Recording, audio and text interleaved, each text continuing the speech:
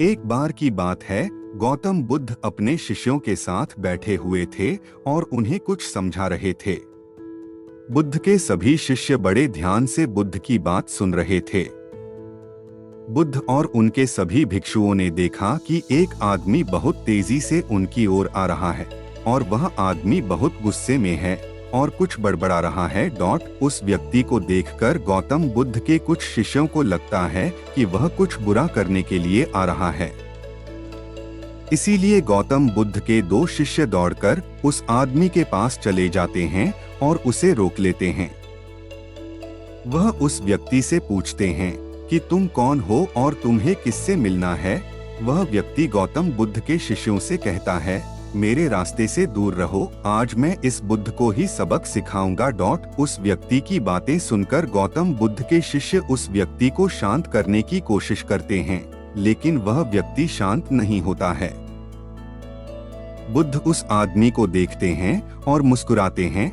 फिर उन्होंने अपने शिष्यों से कहा कि मेरे प्यारे भिक्षुओं, उसे मेरे पास आने दो क्योंकि वह मुझसे कुछ कहना चाहता है।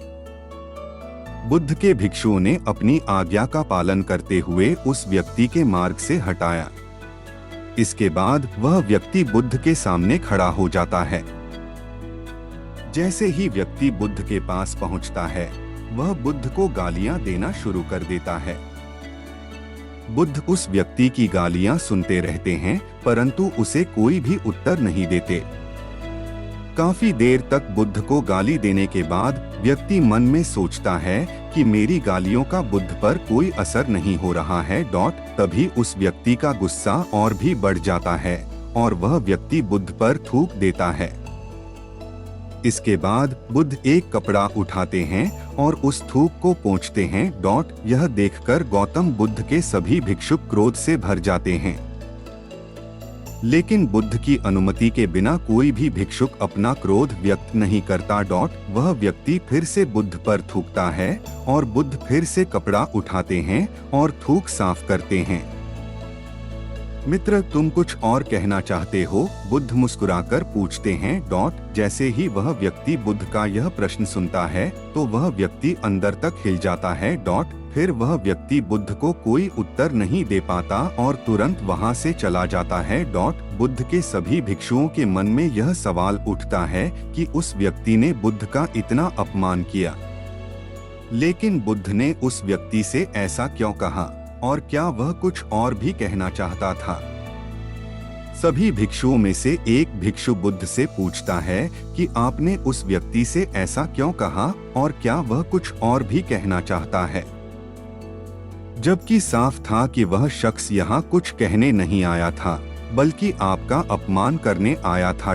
वह व्यक्ति बुद्ध का अपमान करके अपने घर तो चला जाता है, लेकिन पूरी रात सो नहीं पाता है।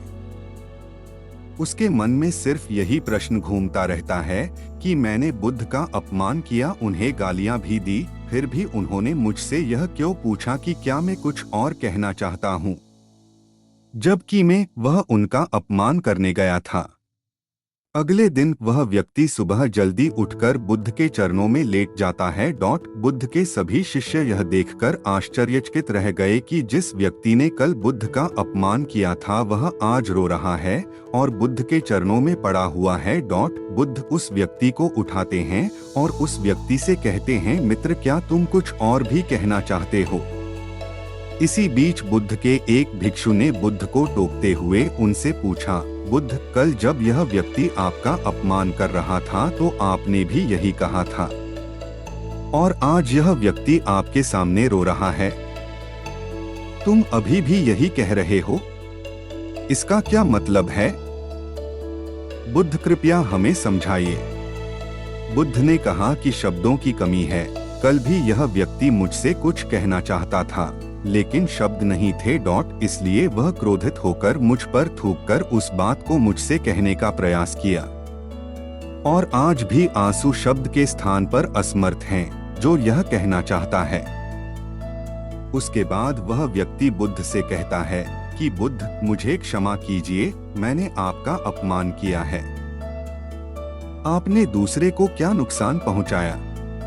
क्रोध एक आग की तरह है जो हम अपने हाथ में रखते हैं, उसे किसी और पर फेंकने के लिए, लेकिन भूल जाते हैं कि उस अंगारे से पहले अपना हाथ जलता है। उम्मीद करता हूँ इस बुद्धा मोरल स्टोरी से आपको आज बड़ी सीख मिली होगी। आपको ये स्टोरी अच्छी लगी होगी तो चैनल को सब्सक्राइब करना मत भूलो।